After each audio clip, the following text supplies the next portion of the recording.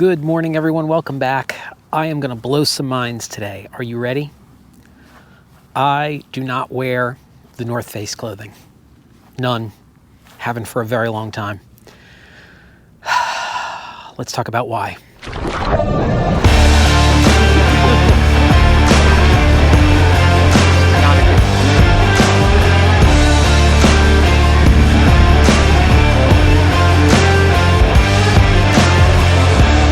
Welcome back, everyone. Yes, as I said, I do not wear the North Face. I've got some issues with the North Face. I've got some issues with with the North Face. So let's talk about that. But before we do, I want to explain a couple of things. The first is that clothing for me, with very few exceptions, I consider safety gear, right? I spend a large portion of my life in the outdoors. I am frequently getting wet or overheated or something like that. And so I need gear that performs well, that does what I need it to do. Clothing is technical gear, as proven by rain jackets and dry suits and PFDs, which I sort of consider clothing. Clothing is technical gear. The other thing that you have to understand, and I made a video about this a long time ago, I think during COVID, I do not wear logos. So many, many years ago, I would say 2014 or 2015, I was like folding my laundry like you do and realized I was folding t-shirts. I folded probably 16 or 17 t-shirts. I realized all of them I had gotten from free, from REI or REI vendors. All of them had logos on them for the company that gave them, which I realized I'm doing free advertising for them, and I don't want to do free. If you want me to advertise for you, I'm happy to do that, but you need to pay me for it. The other part of that is that I, as an outdoor educator, am coming from a position of authority over the people that I'm educating, and I am therefore implying that I endorse the products that I'm wearing the shirts of. Does that make sense? This goes further into my life, and I can't understand, if you're at a traffic light and you look at the car in front of you, you'll see on the back of the car the name of the manufacturer, which makes perfect sense. But then around the license plate, you'll see the name of the dealer, and then maybe on the left side of the trunk, you might see a decal with the name of the dealer. You paid $30, $40, $50, $60, $70,000 for that car, and you feel like you need to advertise for the people that you pay that money to? No, I don't want that stuff on my car. I don't like advertising on my person. I am not a NASCAR racer making millions of dollars. If someone wants to pay me to wear their shirts, I'm happy to do that, but they've got to pay me. So I should also point out, if you haven't noticed, I have a uniform. I wear the same gray shirt, jeans, and a couple of different fleeces every day. I have 5 or 6 of these shirts. I have 4 or 5 of them in short sleeve. So that also makes it a little bit easier to not fall into that trap. Okay, so that's 2 things about me, but that's nothing about the North Face. The North Face was founded by Doug and Susie Tompkins in 1964. The very first store grand opening in California, in Southern California, the Grateful Dead played, which I thought was super cool. In the 1980s, they sponsored almost all the major climbing expeditions, including something that I was enraptured with, which was the Trans-Antarctica expedition. Was fascinating. Doug Tompkins actually sold the North Face 3 years after he founded it for $50,000, and he then went on a 6-month road trip with Yvon Chouinard. Yes, Yvon Chouinard, the founder of Patagonia. And they went to Patagonia. It was on that trip that Patagonia got its logo. And there's a great film about that trip, and it's sort of a mirroring trip called 180 Degrees South, which I highly recommend. The North Face has an amazing history. The North Face has released some of the most influential pieces of gear used in the outdoors. I'll give you a few of them. In 1975, they released a tent called the Oval Intention, which was the first dome tent. It was the precursor for just about every tent that is on the market today. I think they worked with R. Buckminster Fuller, who invented the geodesic dome, but it was the first tent to have flexible poles that could support the tent. 1975, absolute game changer.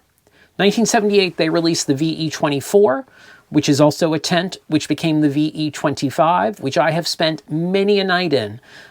In my opinion, the VE25, released in 1979 or 80, is the best four-season tent ever made.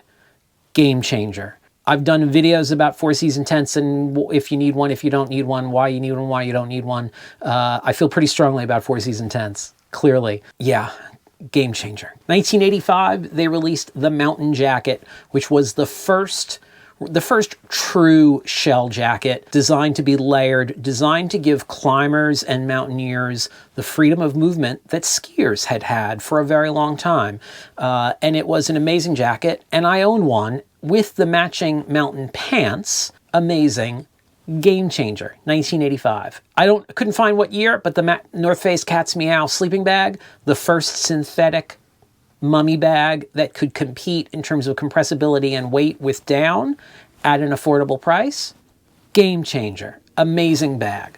Still around in various iterations. Finally, the Basecamp duffel. I also couldn't find a year for this.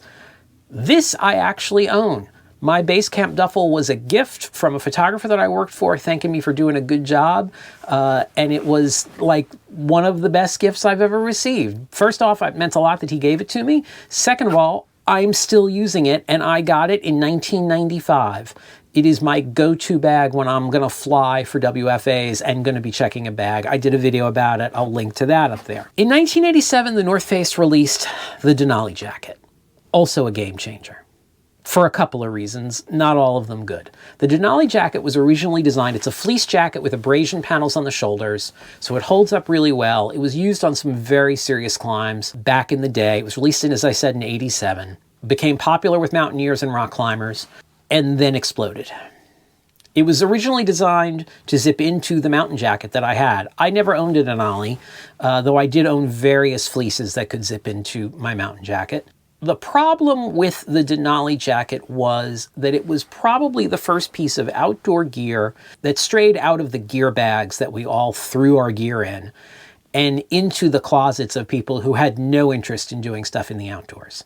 The Denali Jacket got very popular, so they released it in a million colors, and then they released it in a million sizes, and then they released it in kids' sizes, and that did really well in a million colors, so then they released it in like infant sizes. I may be making that last one up. I don't think they actually released it in infant sizes, but that makes sense, doesn't it? And the Denali Jacket, for me, was the beginning of the end, because it had dramatic effects on what the North Face was producing. And this is something that really bothers me. When a gear company or an outdoor clothing company that makes amazing products gets popular with people that aren't using them for technical reasons, two things happen. You see an explosion in terms of popularity, an explosion then in colors and styles and options, none of which we really care about. I mean, I'm speaking for myself. I wear gray most of the time. Yeah, so we start to see those problems, and frequently we will see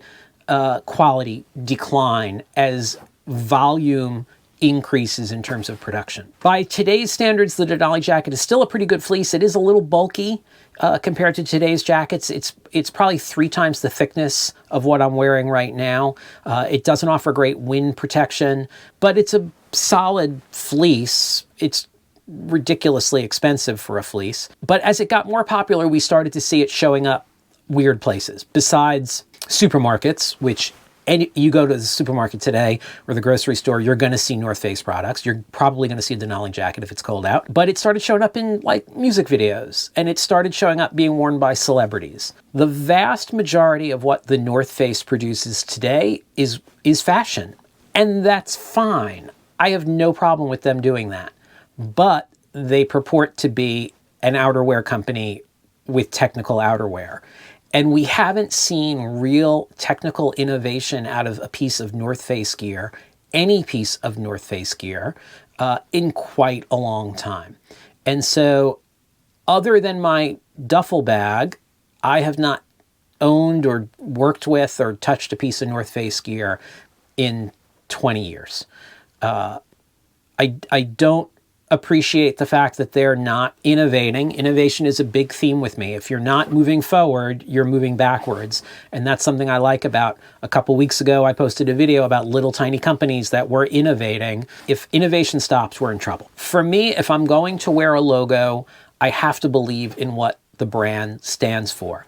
And so with that in mind, let's look at another brand that had a similar sort of explosion outside of their traditional customers, and that is Patagonia. I'm wearing a Patagonia fleece. I wear a Patagonia puffy jacket. This shirt is Patagonia, but it is available with a big Patagonia logo, and I don't wear it with the big Patagonia logo. Patagonia had a similar explosion with a technical fleece vest that became a standard piece of clothing in the tech finance industry. And so what Patagonia didn't do was then offer it up in a million colors and a million styles to capitalize on that.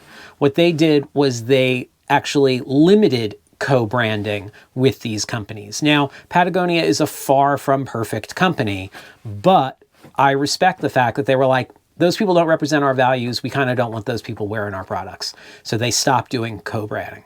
Patagonia was owned by Yvon Chouinard until 2022 when ownership of that company was transferred to a trust. And I think his concern was that when he dies, the company will get taken over by a corporation. The North Face is owned by the VF Corporation. They bought it in 2000. So not that long after the mid-90s, not long after that explosion started, they got bought by a multinational corporation. VF also owns JanSport and Timberland and Wrangler and Eastpak and Smartwool and Supreme.